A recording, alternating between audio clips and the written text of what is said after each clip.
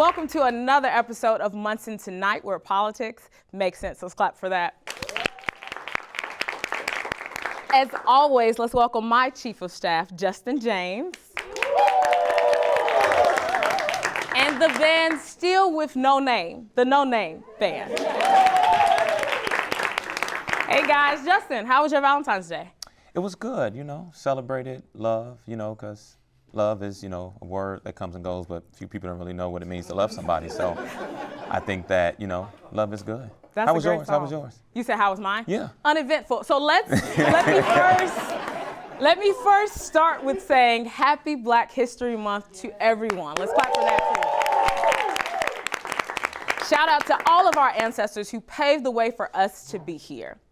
Nothing says Black History Month more than crip walking across stage to your ex's diss track.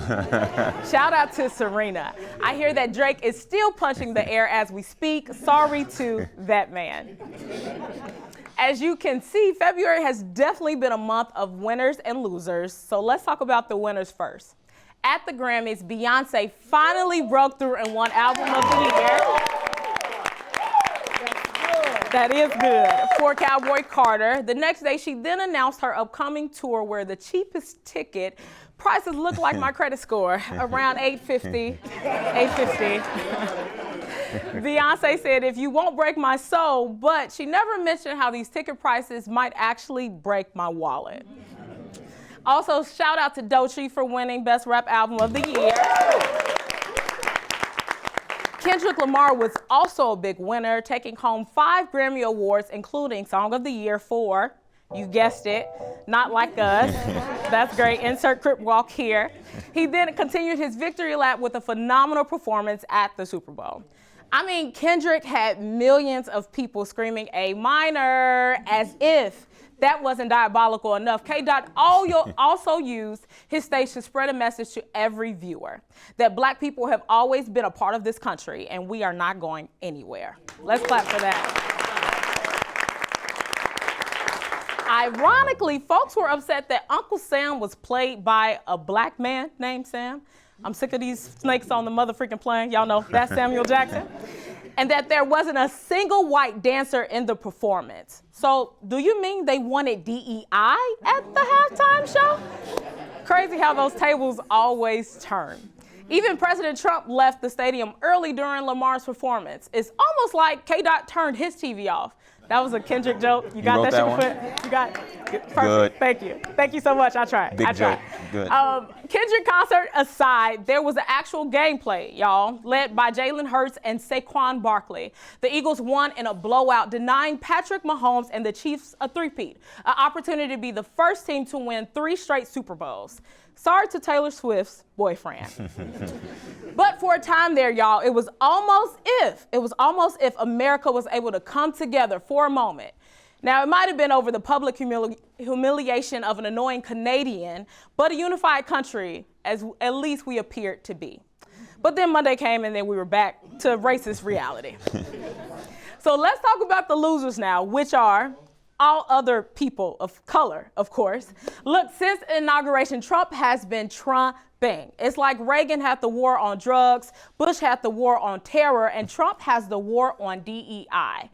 Unfortunately, though, unlike the first two, Trump might actually win this war. Diversity, equity, and inclusion, that's DEI, D-E-N-I, if you're nasty, has become a coded word for Nick not qualified. I almost said it. We're on TV. You nearly got me. DEI, though, has basically been used to explain all negative outcomes in the world, not involving straight white men. So wildfires in LA, was that DEI? A bridge collapse in Baltimore, that must have been DEI. And then tragic plane crashes throughout the country, DEI, question mark. In fact, co-president Elon Musk tweeted that DEI, yes, he's co-president, DEI means people die, which is partially true because there have been multiple deaths associated with his Tesla company and their self-driving cars. Crazy how that works. And remember, folks, let's talk about this. Elon is technically an African-American immigrant. He is, who could in theory, benefit from DEI policies. Yes, if you don't know, even white people from South Africa fall under the category of African American. It's almost like he's almost as African American as Kamala Harris. No, okay, too far. What about Clarence Thomas, for sure? No, that don't work. I tried. In addition to cultural wars, Trump is also looking to wage economic wars. Now, this is a little part that's really educational, y'all. First, he imposed major tariffs on Canada and Mexico. Then he postponed them. It's like when you start a diet on Monday, but then remember Taco Tuesday is the next day because we all love tequila. Then he froze all federal spending, causing widespread confusion and panic. A judge later temporarily blocked the freeze and the Trump administration walked back their actions, but the damage had already been done. But let's be clear here. This is not a fact-finding mission to make government operations and spending more efficient, because nothing says government stability like hiring the guy who thought renaming Twitter X was a good idea and the guy that created cars that actually freeze in the winter. They do freeze. It's a true story. He's also planning to purge the FBI of agents who once investigated him while issuing mass pardons to the people who stormed the Capitol on January 6th. And you know it's bad. Y'all know it's bad when black people are rooting for the FBI, right? I mean, Trump at this point, FBI, like who's the worst? At this rate, the government's just gonna be Trump. It's gonna be Trump, Musk, Little X, which is his son, and a bunch of Twitter polls deciding foreign policy. Should we have a Department of Education? Vote now. Results in 10 minutes here on X. Speaking of the Department of Education, Democratic members of Congress were denied entry into the Department of Education a few weeks back. This incident comes as President Donald Trump reportedly considers using an executive order to abolish the department, which is an issue he campaigned on during the 2024 election. But let's be clear, shutting down the Department of Education would actually require an act of Congress. The department administers congressionally appropriated funding and provides oversight for K-12 schools, administers student loans and grants, and creates federal rules. But no one is asking the real question here, y'all. If the Department of Education is shut down, do I gotta pay Sally Mae back? Because I ain't got it, Sally, and I ain't giving it to you. But of course, I'm asking for a friend. I was asking for Justin. Because I'm not paying either. You're not paying it back. Along with the Department of Education, Trump and co-president Elon, yes, y'all, he is co-president at this point, have moved to eradicate the U.S. Agency for International Development. Who needs foreign aid when you can just send them a Tesla and hope they can trade it in for food? But let's talk about this a little bit. USA funds projects in some 120 countries, aimed at fighting epidemics, educating children, providing clean water, and supporting other areas of development. You know, just a bunch of trivial stuff that we don't need anyway. But if you're asking yourself, how does this affect you? Well, pausing all foreign aid directly harms U.S. national security.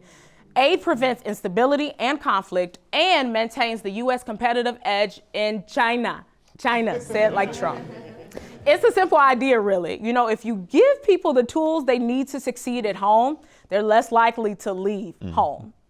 Let's face it, Trump and Elon are out here remaking the executive branch like it's a reboot of the reality show, The Apprentice. Which reminds me, in local news, former Illinois governor and convicted felon Rod Blagojevich was recently pardoned by our lovely President Trump. Blago, one of the very few people in Chicago with a lower approval rating than our own Mayor Brandon Johnson, and once a contestant on season 3 of The Apprentice. I literally can't make this up, y'all. While Blago is unlikely to make a serious run for office in Illinois, there are reports of him being considered for ambassadorship in Serbia. I'll say this, Donald, Elon, I know y'all watching because y'all ain't got nothing else better to do. Ron Blagojevich as ambassador to any country is not an efficient use of government resources. Get it? Y'all Doge? Oh, sorry.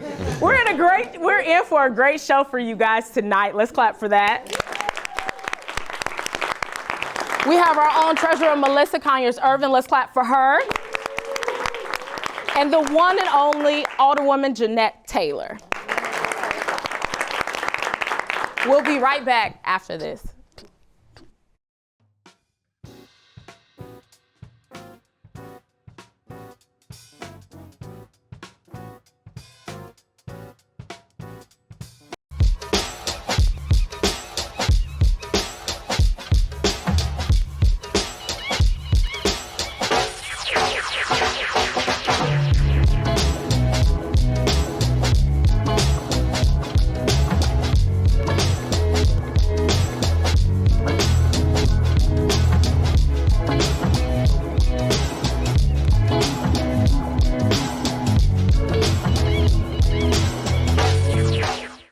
I'm Andy Zopp, the host of Chicago Newsroom 2.0. Every week, we gather for insightful conversations with local journalists and community leaders as we discuss the news of the day and how it impacts the lives of Chicagoans. Join the conversation on CAN-TV Cable Channel 19 or stream live on cantv.org or on the CAN-TV Plus app. Hyperlocal news and critical analysis. Experience the power of community television. Hi, I'm Robin Robinson. This week on In Other News, I'll sit in conversation and community with Vondale Singleton, founder of Champs Male Mentoring, a Chicago-based organization using culturally relevant conversations and experience, as well as one of his partners in this work, Kareem Quo Wells.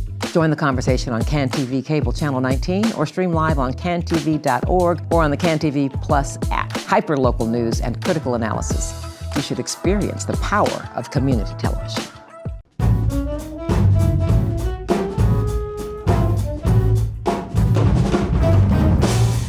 Welcome back to MUNSON Tonight Live. Let's clap for that. As you can see, I've adopted that phrase. Band, do we have a name yet? Black Power. Black Power for this month? We're gonna go with the Black Power Band. Black Power Band, we'll go with that. Our first guest is a powerhouse in finance, leadership, and community impact. Chicago's Treasurer, Melissa Conyers-Irvin. She manages the city's $9 billion portfolio while championing economic opportunities for underserved communities. Chicago, you've got a powerhouse in the building tonight. Let's give a warm welcome to Treasurer Melissa Conyers-Irvin. Oh my gosh. It's such an honor. I would bow, but I'm behind This you. this is absolutely adorable. I just want you to know, this is a beautiful segment that you have here. I'm already impressed, and we haven't even gotten started yet. I just want you to know that, Ashley. I appreciate that. This is absolute. Look, for those that are listening, if you have not been inside this studio audience, Say it again. you must come inside. I mean, like, everything is going on. We got a live band. I don't know if I've ever been on a segment with a live band, by the way. Okay. Like, this is on a whole nother level. So thank you. I was taking your it to hype the man. next level. I was backing you up talking about me. So I love that. Whatever you got. But thank you so much for coming here. Enough about me. I just want to thank you for being here and supporting Black women, because ever since I've met you, you've been supportive. So I really take that to heart. So thank you. So for those watching that are new to this, the goal of my show is to make politics make sense and to encourage civics and community engagement. So let's start with a super basic question. What's your role as city treasurer? Yes, because anyone assumes that if it's treasurer, it's money, right? Yeah. But that's like, what else? What exactly do we do? And so first, just to give background on this role as treasurer, I mean, the treasurer's role goes back years and years before we were even born. Okay. A lot of people were not necessarily aware of that until I became city treasurer, because I was the first that we know of that was actually elected into office. Right. And so if you think about that, and my mother always taught me, dance with the one that brought you to the party. So because I was elected by the people, you see me more as city treasurer of Chicago, and now you're like, oh, we have a treasurer, what do they do?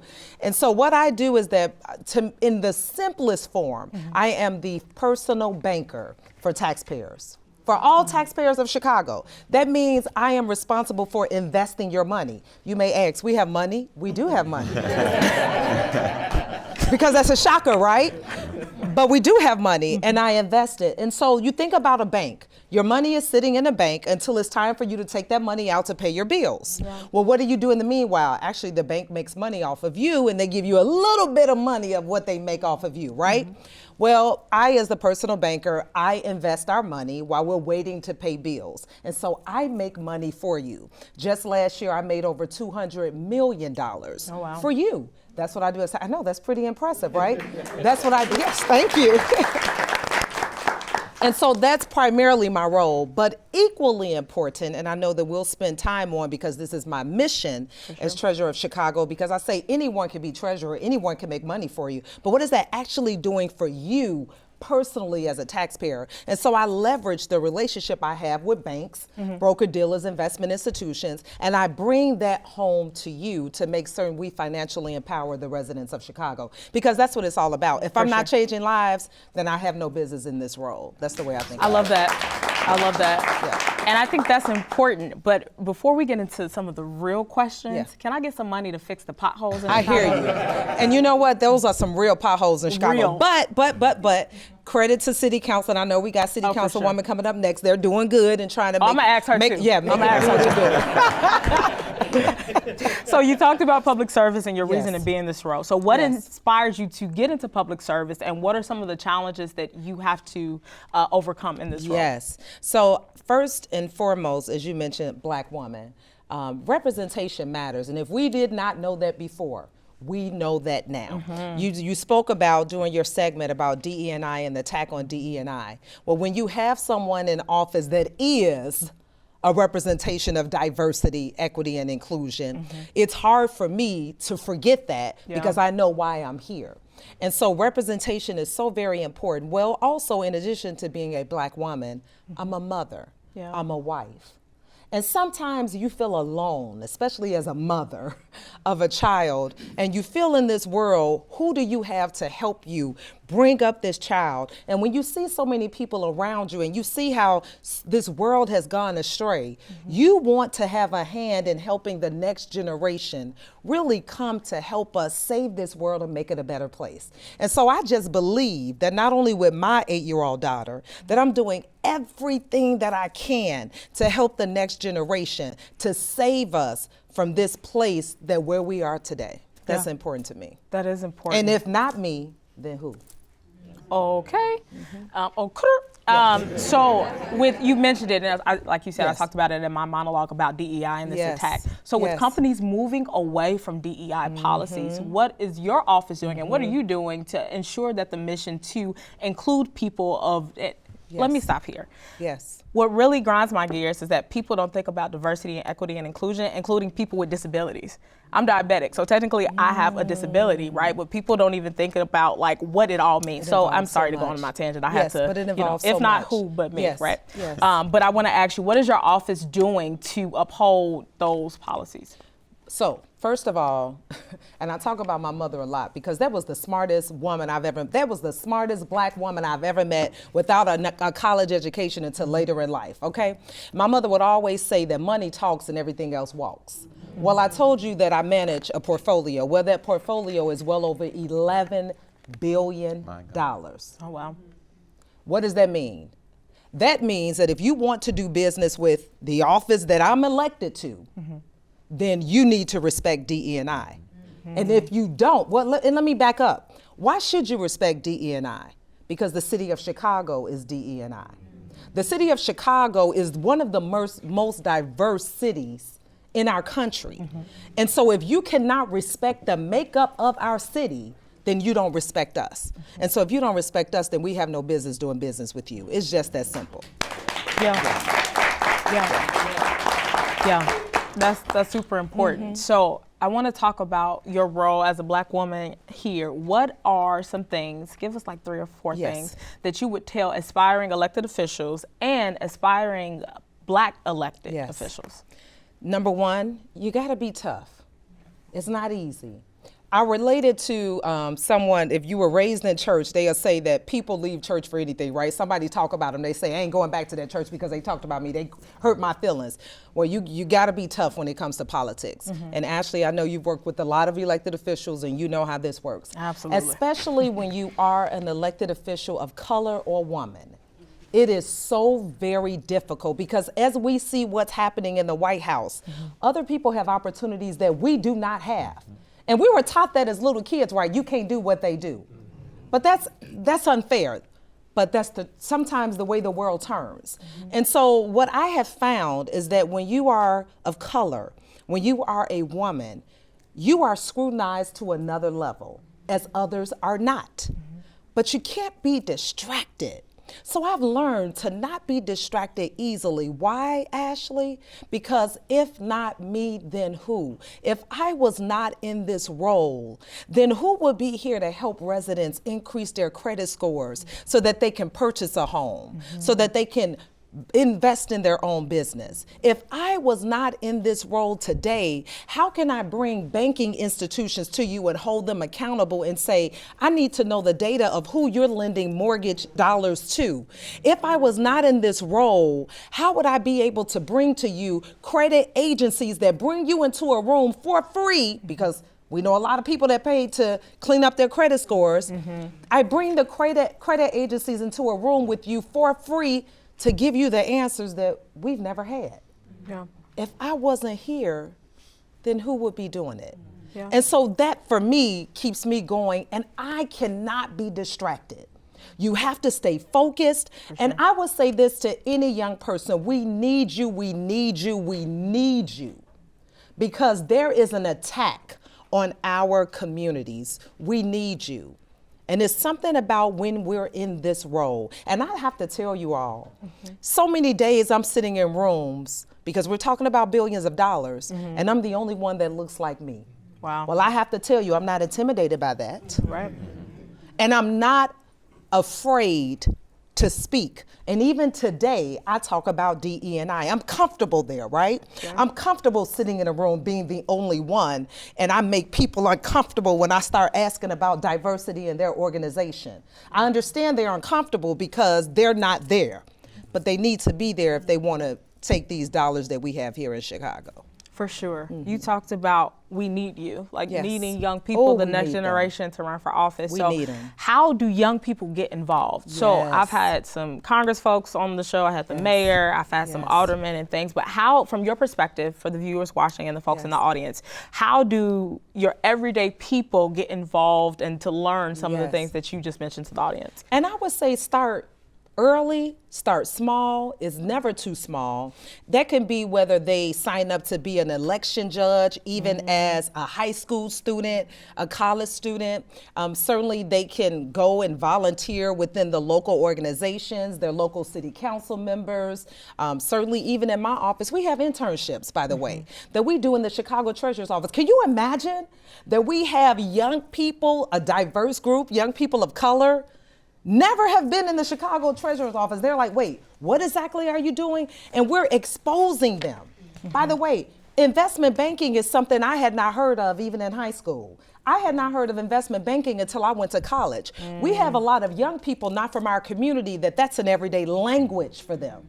And so we expose our young people to another industry that they haven't been exposed of. And guess what I tell people in investment that are not familiar with investment banking? No. You would think that these would have to be straight A students to be an investment banker.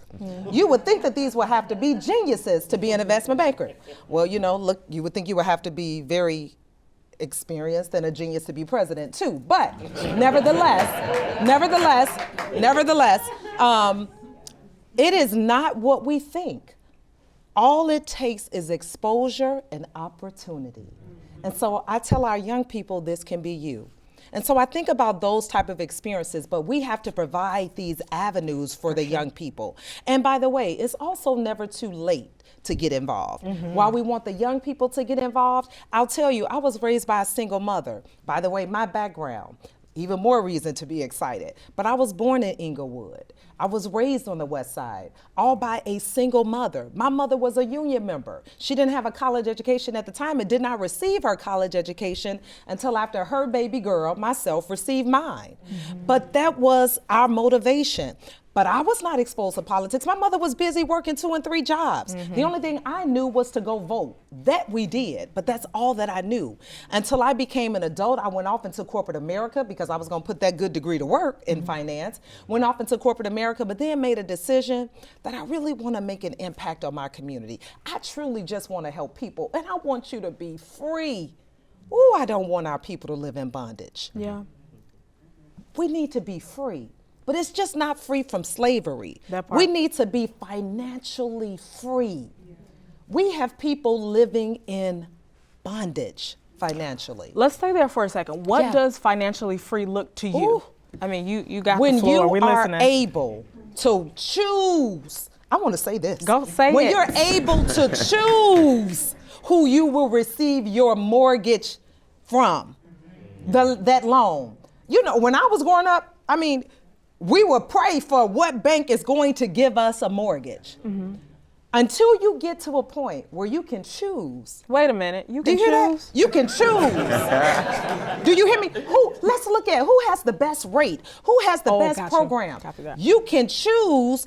They are competing for your business, not you begging them. You're not free until you're there, in my eyesight.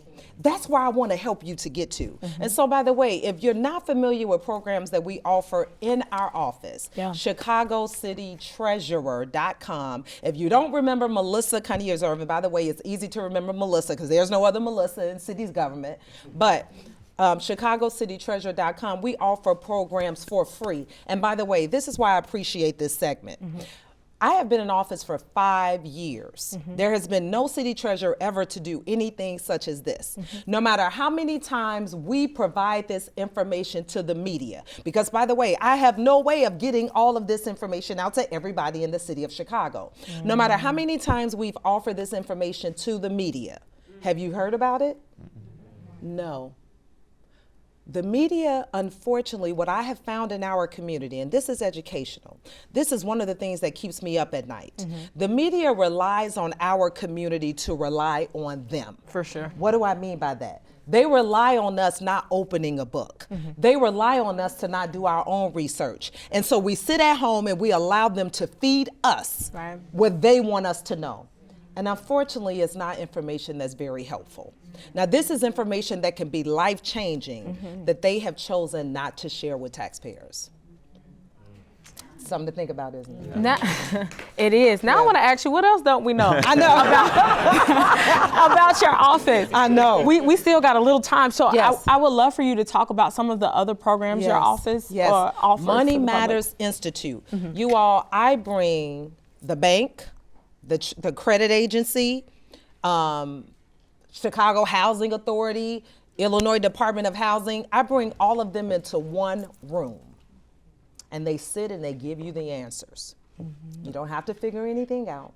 They tell you how to increase your credit score. They tell you what you need to start your own business. They tell you what you need to be able to acquire your own mortgage and choose what bank you will acquire your mortgage through. They help you to build your credit. And by the way, we sometimes, again, I'm talking to you all because I was born in the community. I know all of the tricks. I know everything that we have done.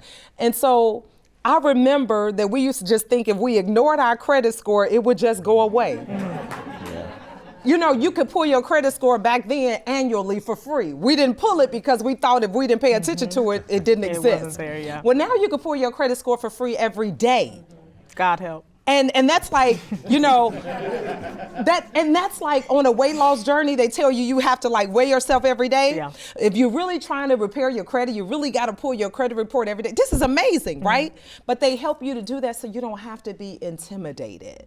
And so these are programs that we're providing for free. And by the way, we do a capstone event in October, and it's always at UIC Forum. And it is a huge event for free that I offer where I bring all of the celebrities, experts in the room. So many lives have been changed in the past. We've had Magic Irvin Johnson. We've had Damon from Shark Tank. We've had so many. Last year, who did we have? The Tate brothers. Oh, we had Beyonce's father last year. I know you was talking about her too. I mean, Beyonce. I'm coming this year. I had to get our father. Okay. And then we had Keke Palmer, who has a book talking about how to be financially free. We had all of that last year. And so this year we got a lot of artists that we'll be talking about. But join us. It's Saturday, October 4th. So save the date. Saturday, October 4th. Always free. Everything I do is free. Why? Because not only do you deserve it, but this is something that we should have been doing. And this is something that I want our people in all communities. I say I'm the treasurer for the city of Chicago. But a lot of times when we say Chicago, that doesn't include the South and West sides. It includes the South and West sides. Yeah, love that.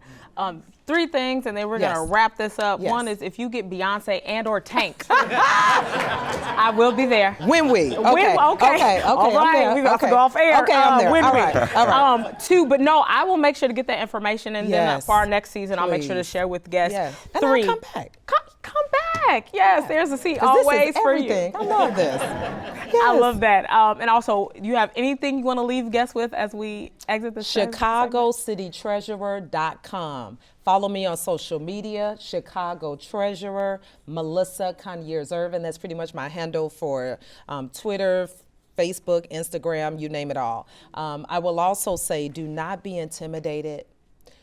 Be unapologetic about who you are. I am so comfortable. I am so comfortable who I am. Yeah. And for those that don't accept it, it's okay. And you know what I've learned, and I'm gonna say this, and I know we have to say it. You got some time. I have learned that sometimes when we're the only person in the room, we're trying so hard to impress others. Yeah. That we don't be our authentic self. And so we don't fight for us like we should because we're so busy trying to impress others. Yeah. You know what I've learned? I have a bachelor's degree. I have an MBA. I don't have to prove anything to anyone. I am literally here to help. Yeah. And so if I take up all the time trying to impress others, then I'm failing you. So let's just be certain. Well, we're that only person in that room. We need you to fight for us. Thank you. Let's clap for our treasurer. Thank you. I want to thank you for sharing so much information. We're going to get it out to the folks that are watching and tuning in. But just want to thank you as a young Black woman to a seasoned Black woman, because you got a lot of wisdom. I'm grateful for all the things that you contribute to the city of Chicago, because I don't think we always give each other flowers. That's right. And as somebody that is interested in something in the future, right, representing the people of our great. Wait, you're from the West Side, aren't you? South and West Side. Oh, you got both. See, I got both in me. Now, any given day, I could go any which way, okay? Born in Inglewood, raised on the West Side. Oh, you got both. Okay, so I won't hate. So let's clap for the South and West Side. Thank you so much. I love that. We will be right back after this.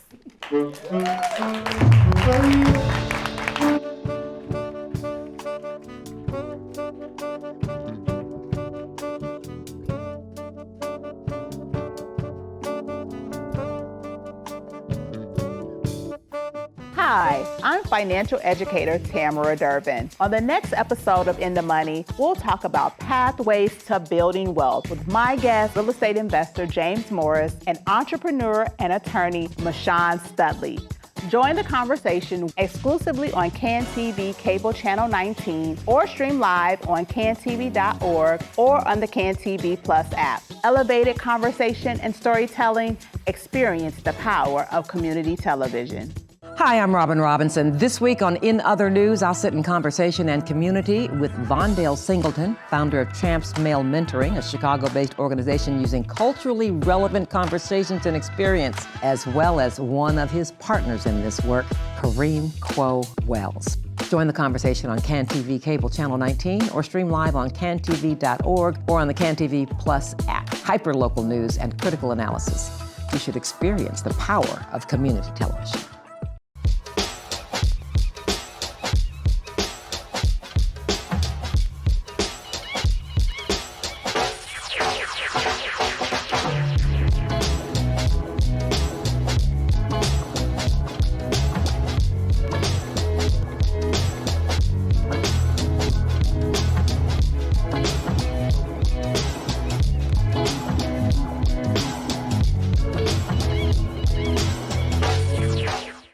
Every community has a story, a pulse, a voice waiting to be heard. At CAN-TV, we bring these stories to life, from the heart of Chicago to your living room. Join us in supporting hyper-local television. Your backing helps us cover what matters directly in our communities, unfiltered and upfront. Help tell the important stories of our communities. Become a program underwriter today.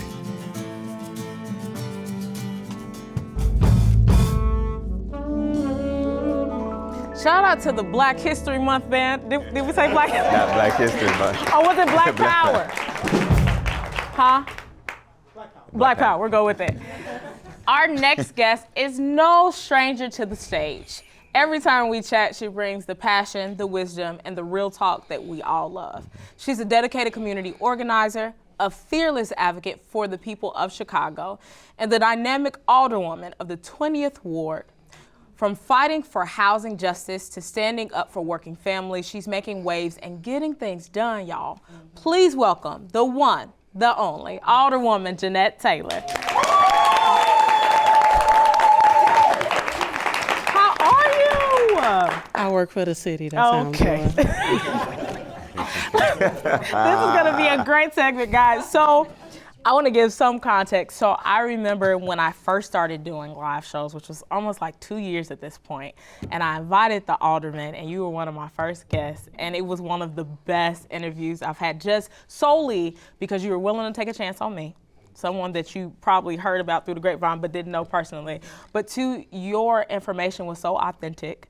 Not only did people in the audience get a chance to meet their alderwoman, some people hadn't even met elected officials before, so that was a favorite of mine, but also you were just authentic. And I just want to thank you for being who you are and continually being who you are. Let's clap for her for that. But how are you besides working for the city? What's new? What you got going on? I work for the city. We had some trying times, but I knew what I was signing up for, so. Absolutely, absolutely. I want to talk about, so I was doing some more research before this interview, and I saw an interview you did about displacement with the Harold Washington Cultural Center being built in Bronzeville when you were running in 2019. Let's talk about how that happened, like the displacement and how that affected you. So I lived in Bronzeville, that's what y'all call it. It was called the low end when I lived there. And so they built the Harold Washington Cultural Center, but at that same time they were talking about bringing the Olympics into that community. And so you saw people who lived in my community 30, 40 years sell their property. And you know, your property is assessed by the last 2 properties sold on your block. And so the property taxes went from being little to nothing to be skyrocketing. And so the people who, which was my aunt and my grandmother at the time, they owned the buildings, they wound up losing one, and the other one they just wound up selling because we were priced out. Oh, wow. And so when I moved to Woodlawn, they announced they were going to build the Obama Presidential Center, and I was like, I'm just not going to be able to stay in Chicago anymore, because we know anytime that large development comes to certain communities, they displace the very people who they say they want to make the community better for. And so I lived it that time, and when I got to Woodlawn, I was just like, I can't do this anymore. Somebody has to says that, yeah, it's nice to build beautiful things in our community, but not at the cost of the very people that we want to build them for being displaced. Yeah. And so it ultimately pushed me to run for office. That's what I was going to ask. That sounds like it was the foundation for what you decided to pursue in the future. It was. Wait. No other reason. No other reason? No, I was happy at my little retail job. I get a discount. I could buy stuff for free. I get the clearance first, so I was happy. But we're glad that you did, and I just don't say that to say it, but I think office, local office, elected office, federally and both state. Like, they need more people that have real journeys, right? Because I think it shows people, not only viewers and people in the audience, but it shows people like, if she can run for office, I can, because you don't have to shapeshift, if you will, and turn into somebody that you're not, or this whole code switching thing. We do it in some rooms, but you have proven that, like, being yourself and knowing what you're doing, like, it works. I got a high school diploma and I went to Dawson Tech, so. Yay. But you're inspired. It's this, the meter is killing me. But it's your journey, and like I rather have conversations with people that have real lived experiences than people that get in office and forget where they came from and why they're in there, because we have a lot of those folks. Yeah. Sometimes you got to do what God tell you to do. And so when he had this conversation with me about I want to run for office, I was like, you might as well send me to hell, because I'm not doing that. No. I had cussed out over running for office? I had cussed out half of the elected officials I knew. I was banned from City Hall. So, like, imagine every time you go to City Hall, they're like, no, bring her on up out of here. And that happened to me so much. And so for me, it was like, God, you sure? Like, am I know this what we doing?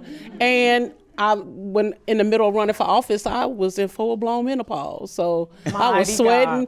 It was 0 degrees in the wintertime, and I got fans on. And the people that's working with me on my campaign, like, she losing it. Yeah, I am. And God literally said, I had to humble you before I got you here. And so you got to be humble before you become an elected official, because it shows out when you get into the space. And so if you ain't humble, we gonna see it. You gonna show your butt. But I'm gonna choose hell too instead of I mean, because that sounds like a lot. But bless Jesus. So you you mentioned city council. Yes. Let's be transparent here. Well, let's talk about this administration. And I'm not even gonna ask you what's happening. Okay. I'm gonna ask you, what should we be paying attention to in the news with what's happening in this administration? So this is the problem with what's kind of going on right now. Okay. You all are just starting to watch. You all have not been part of the conversations. You have not seen the bad legislation that was made before Black electeds were ever able to get into place. And so people want to blame Black electeds for what happens. Don't act like we set up the game, because we didn't. We're actually just playing in it. And so it's way difficult to play in it when you don't know what the game is. Right. And so think about this. Electeds get in the office, y'all help us get in, and hey, then y'all leave us. And so what do you think gonna happen? There's nobody to say, hey, don't do it, don't, because those conversations we have about what politicians do, yeah, they pass envelopes, yeah, they try to pay you off. But if you ain't got people in your corner to be like, you want to go to jail, everybody that's ever sat in my seat has been in jail. Every elected official from the 20th Ward, except for the very first one, he died before they had a chance to go Absolutely, to jail. every last one of them. So I don't, this orange is kind of bright, ain't it? I don't really look good in orange. They ain't really my color. I tried this for the day. I'm gonna be with the young people. I'm trying to put on a little orange, but not my color. And so it's really understanding that we didn't set up the game, but it's our responsibility to change it. And so we need people from our community to come work with us to say, hey, this is the legislation that protects me. Let's look back at what's been in the books for decades. Let's look at what housing has done on the South and West Sides. And I'm one generation from the West Side, but I'm a South Side girl all day long. But you cool people. It's okay. It's okay. Y'all always talking about the best come out the West. So I don't go that far. Well, South Side is the best side. Well, we'll give you that today. Yeah, absolutely. We'll give you that today. Yeah, we're not gonna argue. No, we're not gonna trauma bond. That's what we're not gonna do. That's all right.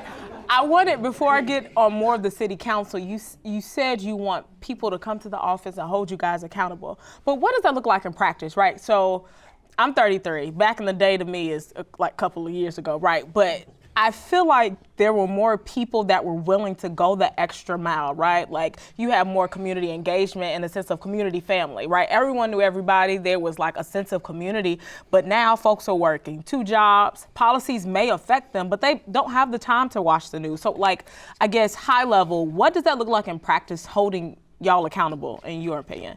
So 2 things.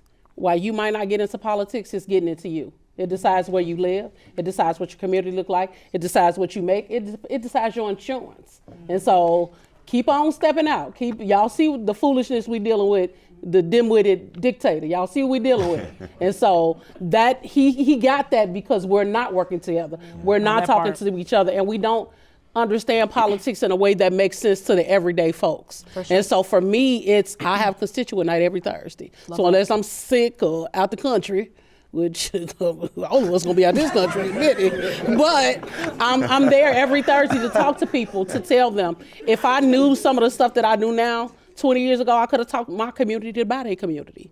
I would own them. You can get a lot for 10% of what it's worth.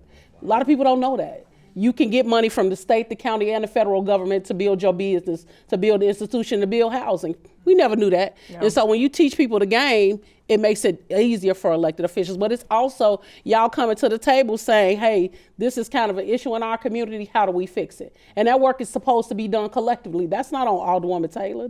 That's why it's like this. That's why people don't trust government. Hell, I work for the government and don't trust them. So.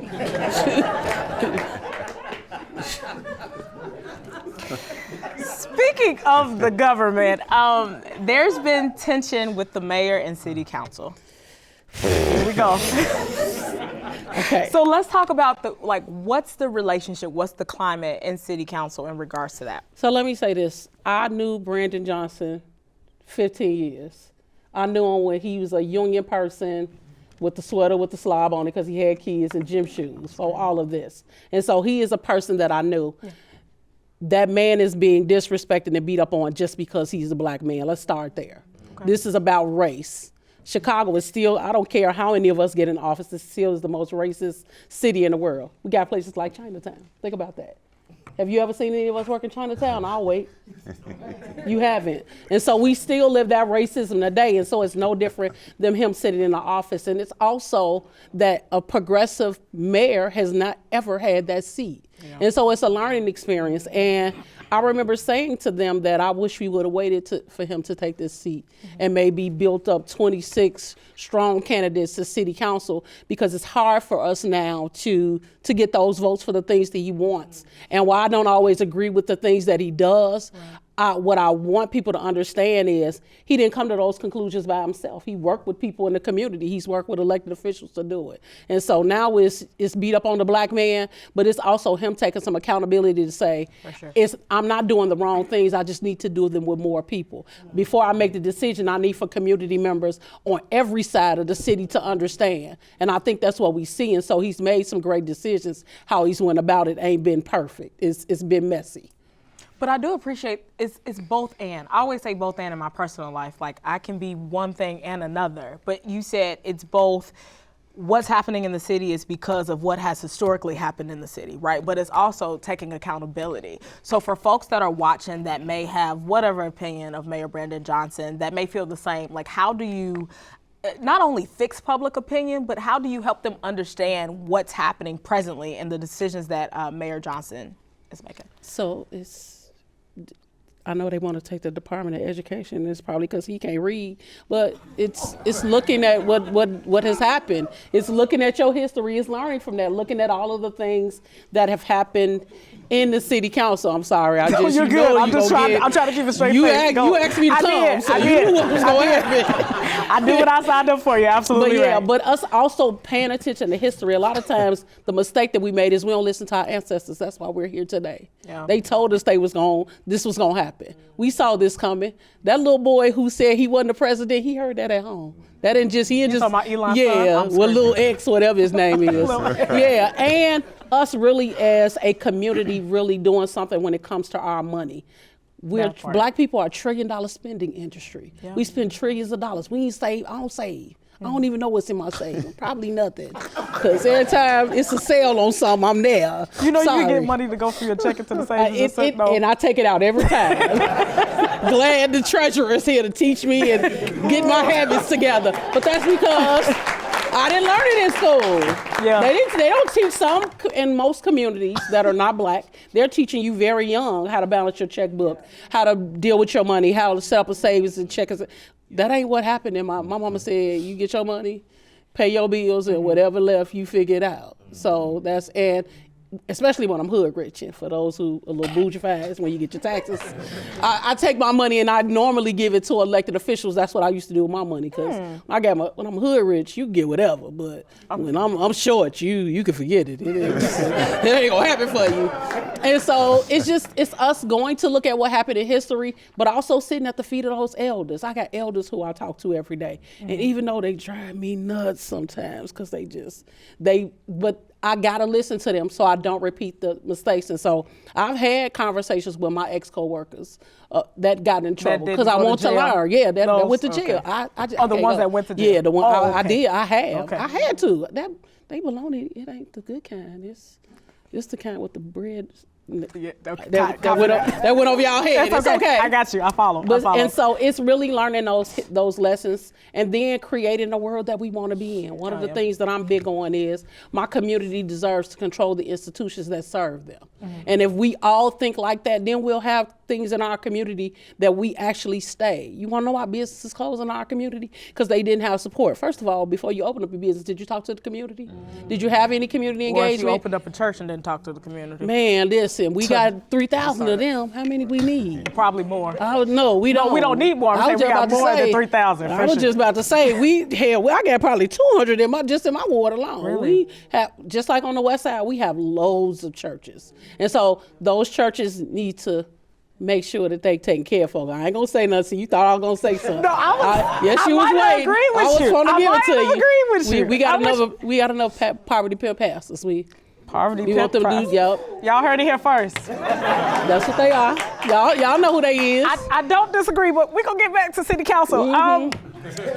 So it's a mess. I tell people all the time, it's Ringling Brothers and Universal Soul all wrapped into one. Yeah. Everybody wants to. Now, what bothers me so much about it is some of these jokers been sitting there 20, 15, 30 years, ain't never said nothing. Now all of a sudden you got something to say. Now you want to do your job. Sit your ass down somewhere and find something safe to do.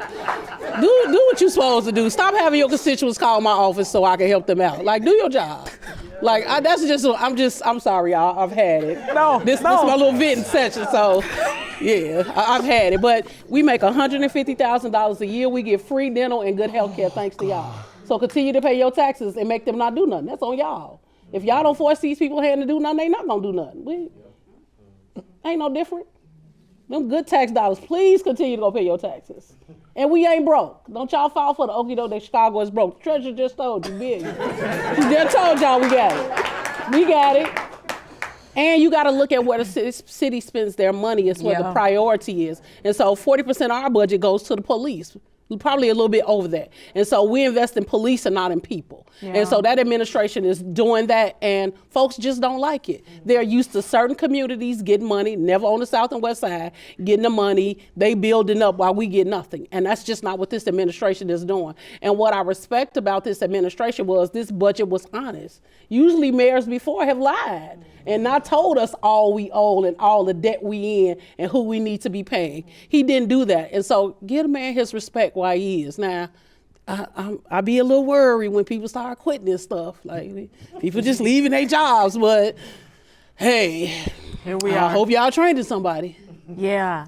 Yeah, you just said a lot. I'm trying to think what I want to respond to. Okay. So what's happening at the federal level, right? So we have city government, county government, state, and then federal.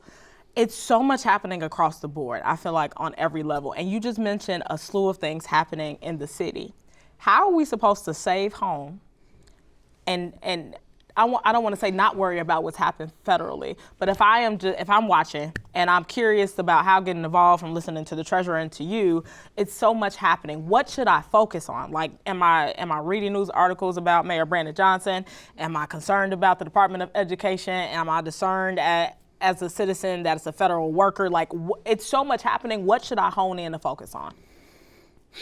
Everything. Everything. We don't have the luxury not to work together. And so I want to see the governor and the mayor be in line steps with the rest of us and the Cook County Board president, because if we're not in line, remember, this is a Republican country right now. Yeah. And we're Democrats, so we run a little different. We believe in taking care of communities and each other. That's not what this country believes in. And so us being in line step and working with each other, but then you talked about it earlier, bringing young people. My chief of staff is 23 years old. She's the youngest chief of staff in the city of Chicago. Everybody in my staff is, only old lady in there is me. You're not old. I'm about to be 50. You're not old. To me, I am. Tell it to them knees. Okay, you might feel it in the knees. Yeah, I saw that butterfly and the Tootsie Roll and I did in my 20s, but just saying, it's over with. So last time I talked to you, you talked about writing a book. Where are we on that book? What's happening? That was like 2 years ago, by the way, so I'm going to hold you accountable to that. Ooh, here we talking about accountability, boy. I didn't come for an accountability You said part. That ain't what I came You said for. hold our government accountable, and I'm holding you accountable. So I'm in the next chapter of the book because I wrote about my first run for elected office, which was a whole thing. And then like this second run, I call them 2-term hangovers, because people have an expectation that you do 20 times better, not knowing that I'm trying to change systems. Yeah. It's not enough to throw some legislation here, throw legislation there. I want my community, whoever sits in my seat, I want them to always hold that person accountable. Yeah. I want them to always have a seat at the table. And those are things that I'm creating to teach my community now. And so I understand that the power that I have, it comes from my constituents. It's not my power. I'm paid to represent 50,000 people, and that's hard. It is not an easy thing, and so that it's not just sat in my lap. It's like, so how do I let people have power? I have a community development team. My young people, when they want to have events, they work with, and I'm the chair of the education committee, which I spent 23 years on the local school council. I should have some say so on how my young people are educated, but it can't be a two-sided system. Yeah. And so that's the thing we need to get out of. And I ain't gonna lie, I'm part of that 92%. Figure it out. Y'all on y'all own. I'll watch this shit burn before y'all drive me nuts. Sorry. This is where politics makes sense. You're making it make sense. Can we give a round of applause for Alderwoman Jeanette Taylor?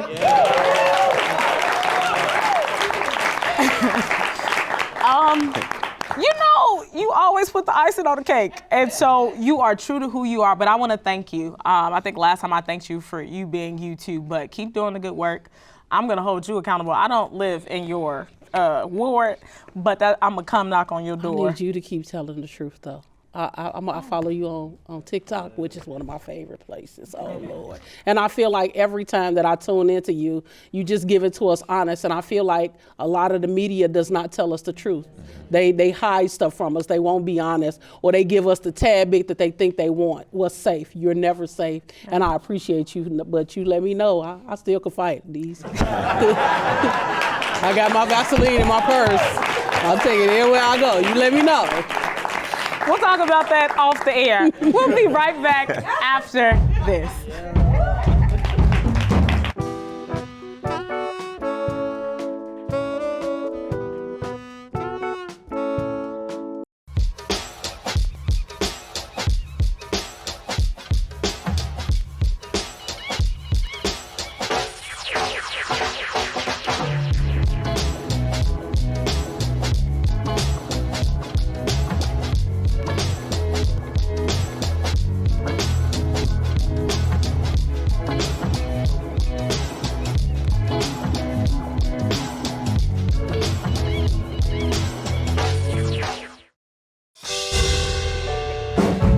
As always, the No Name Band. Let's clap for them. That's our show for tonight, folks. We covered a lot, as you can see. But if there's one thing to take away, it's this. DEI, diversity, equity, and inclusion, is under attack. And let's be real, it's not because it doesn't work, it's because it does. When doors start opening for more people, some folks get nervous about losing their VIP status. But the truth is, DEI isn't about taking away anything. It's about making sure opportunity is in a gated community. So whether it's in schools, the workplace, or even the entertainment industry, the fight for fairness is not over. But hey, if history has taught us anything, it's that progress doesn't move in a straight line. It moves more like your uncle trying to find the remote. Slow, frustrating, but eventually we get there. Thanks for tuning in. Stay informed, stay engaged, stay loud. And remember, politics only matters because you do. Good night, everybody.